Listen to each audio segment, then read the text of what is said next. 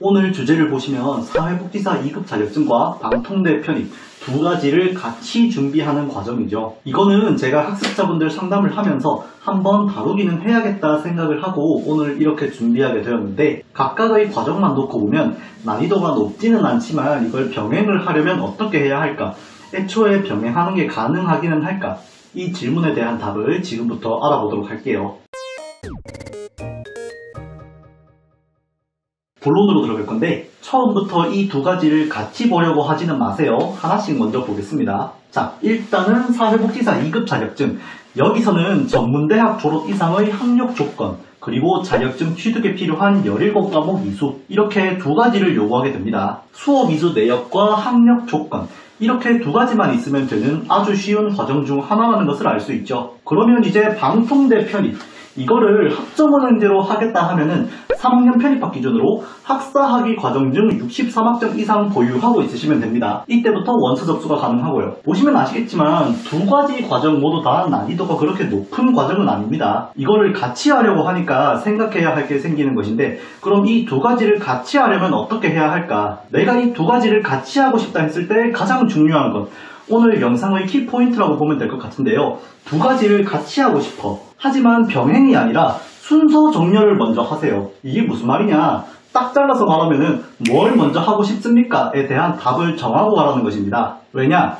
방통대 편입 합격과 동시에 사회복지사 2급 자격증이 발급된다. 이런 식으로 동시에 하는 것은 전문대 졸업 이상의 학력을 가지고 있는 것이 아니라면 어렵기 때문에, 학력 조건을 이미 갖추신 상황이라면 그때는 방통대 편입을 바로 지원하실 수 있고요. 자격증 취득에 필요한 과목만 더 이수해 주시면 모든 게 해결됩니다. 이런 경우에는 한꺼번에 끝낼 수가 있죠. 그런데 이런 경우의 학습자분들이 오늘 주제를 관심 있게 볼까? 라고 한다면은 굳이 관심 가질 필요가 없죠. 자격증 수업만 들으면 끝나는데. 그러면 방통대 편입과 사회복지사 2급 자격증을 병행하는 것에 대해서 관심을 가지고 확실하게 이해해서 시작을 하고 싶은 사람들의 상황은 딱 두 가지. 첫 번째로, 내가 지금 전문대졸 이상의 학력을 보유하고 있지 않거나 또는 방통대 편입을 하되 식품영양학과처럼 특정 전공 안에서 보유 학점을 인정받고 서류를 제출해야 하거나, 이런 분들은 오늘 주제에 대해서 관심을 갖고 관련 정보를 모으실 건데, 아까 말했던 상황들, 전문대졸 이상의 학력이 없거나 아니면 특정 전공 안에서 보유 학점을 인정받으셔야 하는 분들, 이분들은 방통대 편입과 사회복지사 2급 자격증의 평행선을 맞추는 게 생각보다 쉽지 않습니다. 각각의 기준 학점이 너무 달라요.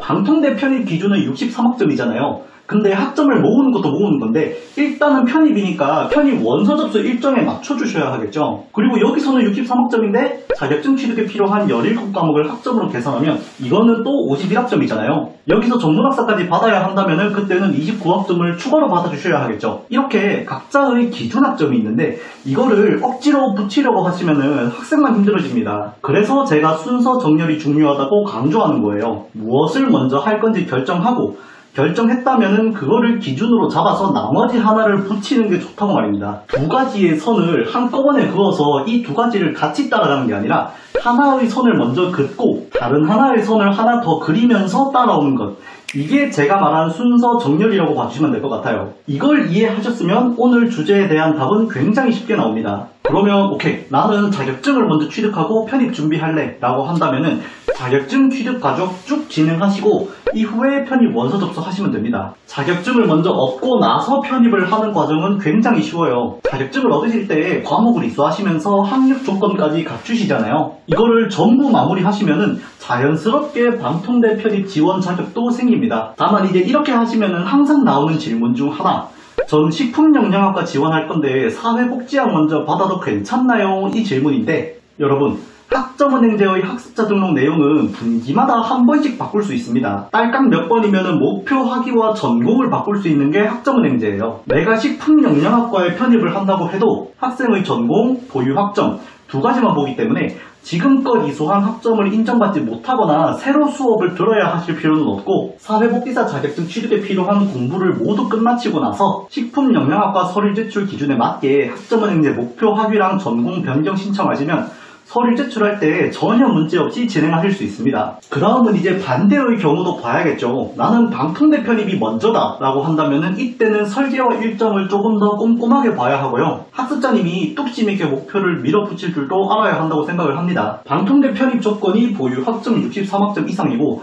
여기서 이제 뭐 식품영양학과 지원하시는 분들은 전공을 식품 관련으로 맞춰주셔야 하잖아요. 일단은 이 63학점을 얻는 것으로 기준을 잡되 저희는 사회복지사 2급 자격증 이거를 같이 해야 하잖아요. 그럼 학점을 모을 때 사회복지사 2급 자격증 취득에 필요한 과목으로 넣습니다. 여기 있는 17과목만 다 들으셔도 51학점이 나옵니다. 생각보다 학점이 많아요. 그래서 우선 이거를 다 넣는 것으로 하되, 저희가 놓치면은 안 되는 내용, 방통대 편입을 한다고 하면은 여기 원서 접수 일정을 맞춰주셔야 하잖아요. 예를 들어서 학습자님이 오늘 마음을 먹고 바로 시작을 했어요. 근데 이제 학습자님이 나는 25년 상반기, 그러니까 24년 12월에는 원서 접수를 하고 싶어. 근데 이제 학점은행제는 1년에 수업 학점 42학점만 넣을 수 있잖아요.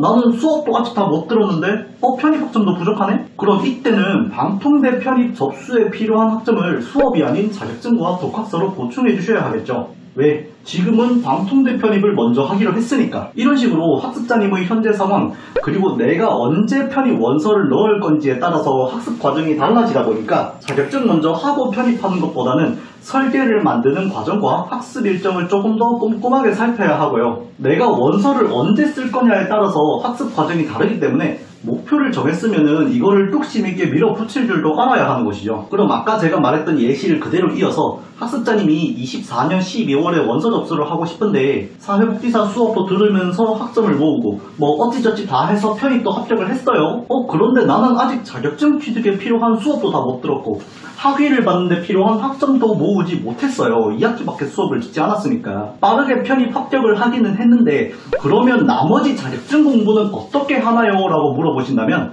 방통대를 합격하고 나서 남은 수업을 같이 들으시면 됩니다 라고 답변을 해드리고 있어요. 아직 자격증 취득에 필요한 수업 이수, 학점 취득을 덜 하셨으면은 방통대 합격을 하고 나서 마저 하셔도 상관이 없습니다. 방통대랑 학점은행제 둘 다 병행해도 괜찮으니까요. 그리고 이제 뭐 내가 식품영양학과를 지원했다던가 이런 분들은 전공이 식품 관련 전공으로 되어 있을 건데 방통대 편입을 합격한 이후에는 다시 사회복지사 자격증 취득으로 학습자 등록을 변경해 주시면 됩니다. 과정을 좀 빠르게 끝내신 분들은 방통대 편입이라는 목표를 바로 해결하니까 이후에는 방통대 공부와 같이 자격증 취득에 필요한 공부의 학습 과정 마무리, 이 두 가지를 모두 안 놓치게끔 부지런하게 공부를 해주는 것이 중요하겠죠.